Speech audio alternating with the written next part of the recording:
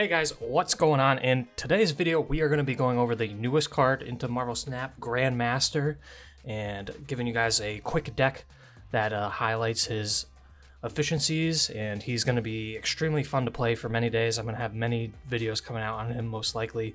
He fits into a whole bunch of archetypes, but this deck has been performing extremely well for me early on, so I wanted to get it out there for people to help him climb up to Infinite if they haven't made it yet. Maybe steal you some cubes, win some games in Conquest. It's very strong overall, and I'm having quite fun with it. It's got many flex options, so there's a lot you can do with it. And for those of you who do not know what Grandmaster does, he is a 2 energy 0 power card with the on reveal text. Move one other on reveal card from this location to the middle location, and its ability happens again. So essentially, he's in a way kind of a mini Odin. And like all of my deck guide videos, we're going to break down the deck into the must-haves and the flex card positions. And luckily for any ranking player, there are a ton of flex cards, and there's just going to be a ton you can do with Grandmaster, so feel free to do what you want. But there are a few core cards if you're going to be doing the more Darkhawk rock style deck that this list is. And guys, before we get into the deck breakdown, I want to say thanks for watching, but over 90% of you who watch this channel are not subscribed, so if you could please hit that subscribe button, leave a comment, it would help me out a ton. Thanks. So without further ado, let's get into the Rockmaster Odin deck list.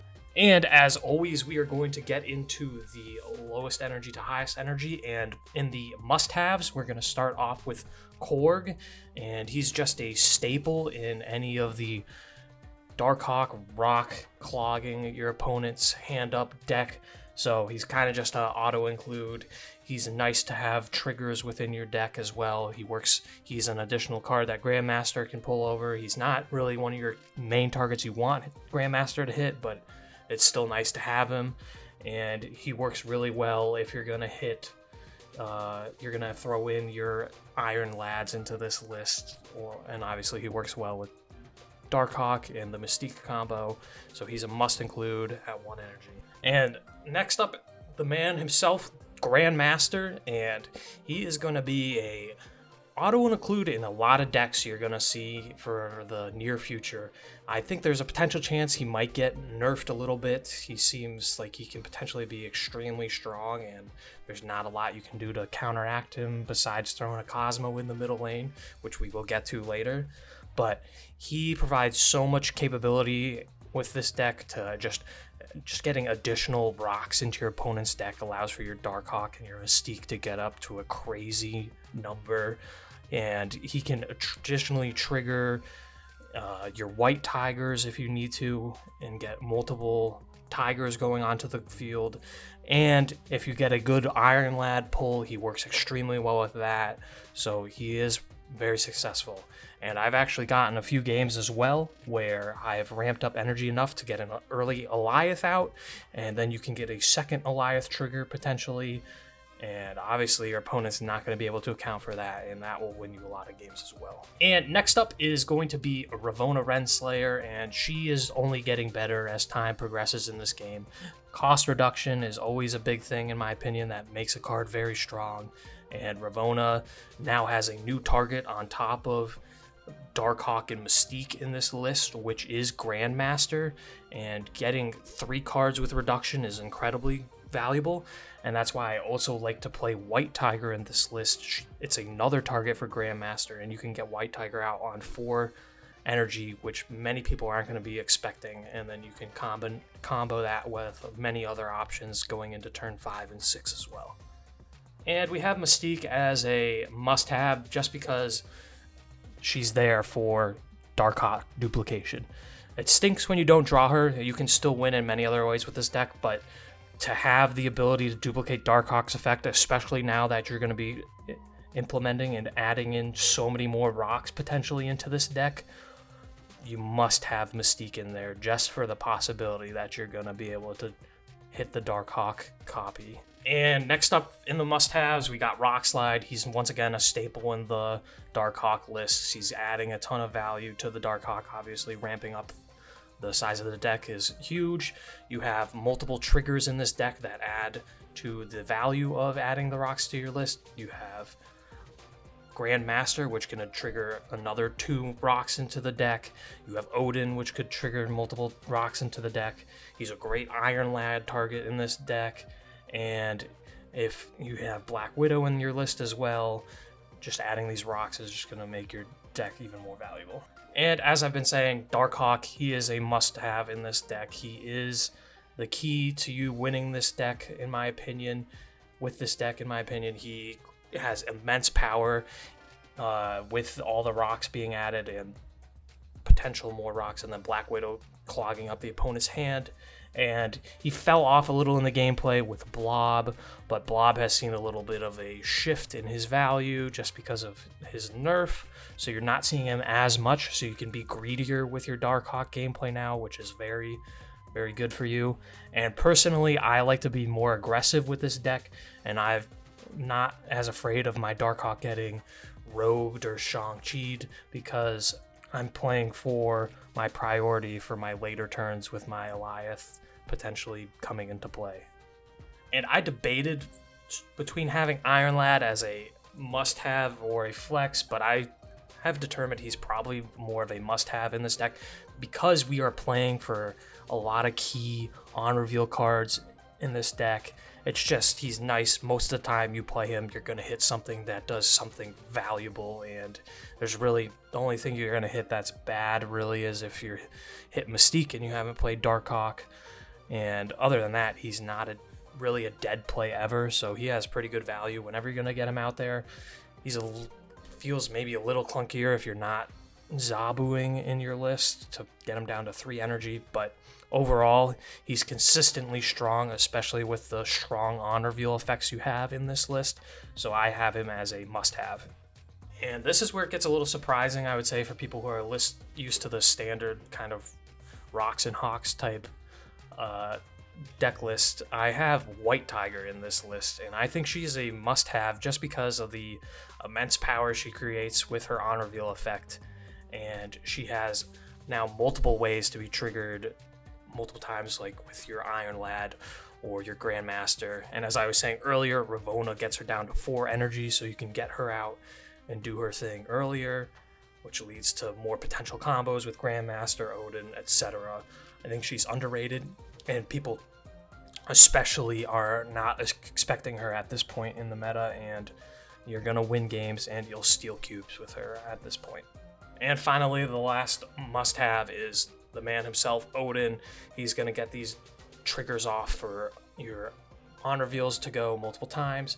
He's going to be able to potentially get you more Tigers, as I was saying. He's going to be able to add more rocks into your opponent's deck to get your Darkhawk and Mystique larger. He does have a cool effect too if you got a Grandmaster out earlier and Grandmaster is your only spot on the location and you play Odin there. You could send your Odin from the right lane into the middle lane, kind of do a little bait and switch with your opponent if that's what you're trying to do. There's some cool stuff that you can do with Odin, and I would say he's pretty much a must-have at this point in a lot of Grandmaster lists. You can cut him out if you're not trying to be more heavy on reveal, but in a list like this where there's such strong on reveal abilities, it's nice to have Odin as a turn 6 play if you don't have priority with Alioth. And moving on to the flex cards, like I was saying, there's a ton of flex opportunity when you're running Grandmaster lists, so there's going to be even more flex cards than I have listed here, but I'm just going to go through some of the ones that I found a little bit of success with, and some that are not as strong, but they can be niche, so there's a lot of value that you can kind of play around and tinker with in these Grandmaster lists. And first off, in the flex cards, I would just throw Zabu in there, just because in staple in the Rocks and Hawks archetype is having a Zabu in there to get all your 4 costs down to 3 energy. Now, I'm playing more of a energy divided list, so I'm not getting as consistent value that I would get from Zabu normally in this list, and that's why I like having Ravonna in there. I flexed her in over Zabu, and I've been finding a lot of success with Ravonna, obviously. So if you want to stray away, or if you even want to play more cost reduction, you could do some slot changing and get Zabu and Ravonna in there with a few more 4 drops, and I think you would still find pretty strong win conditions and value there. And I have Storm in here as a flex card just because she actually has some niche use with the Grandmaster. So if you Storm on turn 3 on the left lane, you could then use Grandmaster there, send Storm to the middle, and then you're gonna have 2 flooded locations, and then you can strategically kind of play around that with your Darkhawk and Mystique and try to just win those locations outright. And if you have priority, that sets up your Alioth even better for turn 6. So she can be flexed out if you're looking for more aggressive, proactive cards, but I've been finding success with her, especially if I'm having a bad draw and I don't have that Grandmaster combo. Storm, throw Darkhawk down on location on turn 4, and you kind of probably have that lockdown at this point. And I'm gonna put him in pretty much all of my lists at this point going forward as a flex card, and that is Cosmo. Obviously you can shoot yourself in the foot when you're playing an on reveal type list with Cosmo, but you're gonna be seeing so much on reveal in the meta right now, especially Grandmaster combos, and it's never gonna hurt to have Cosmo in your list, and by default just throw him in the middle lane, and you know that's gonna block the secondary Grandmaster on reveal at the very worst. So Cosmo's just gonna be in most decks as a flex card, I would say, going on for the foreseeable future in Snap, so be ready to see him a bunch. And I have Black Widow. She is a more leaning towards a must include in the rocks and Darkhawk Odin list, just because she does a good job at clogging up the hand, and it's nice. She's a good target for Grandmaster as well, to have 2 turns in a row when your opponent's not drawing. So she leans more towards a must-have, but you can flex her out. She has a few inconsistencies that I can see that she's not as valuable as Rockslide or Korg, but I think she's still very strong. She's a great target that Iron Lad could potentially hit. Good target for Grandmaster. And kind of just like Cosmo, I'm going to have Wong as a flex opportunity in a lot of the Grandmaster decks, just because you don't even have to really throw him in the proper location for you to be throwing multiple cards on him right away. You could kind of almost throw him in the middle lane and set him and forget him almost in a way, because you're going to do stuff on the left lane, then you're going to Grandmaster, and then you're going to get a double trigger in the middle lane that your opponent's not going to be ready for. So I think there's value there if you're playing Wong. I think if you're playing Wong, though, you're probably going to want to slot in and also do a Zabu with Ravonna style list, so it just gets a little tighter to get consistent wins, in my opinion, right now. And finally, the last flex card I have right now is Alioth. People just have forgotten about Alioth. He's fallen off a little bit because there's just been so much inconsistency with you having priority going into the last turn with all the Blob and Thanos gameplay out there. But in this list, like I was saying earlier, I play extremely aggressive in getting my Darkhawk and Mystique out so I can have that priority, and there's just a ton of value in Alioth and winning and locking down lanes. So right now I have him in the flex position, and he's easily slotted out if you don't have him or you want to play something else. So don't be afraid to use him.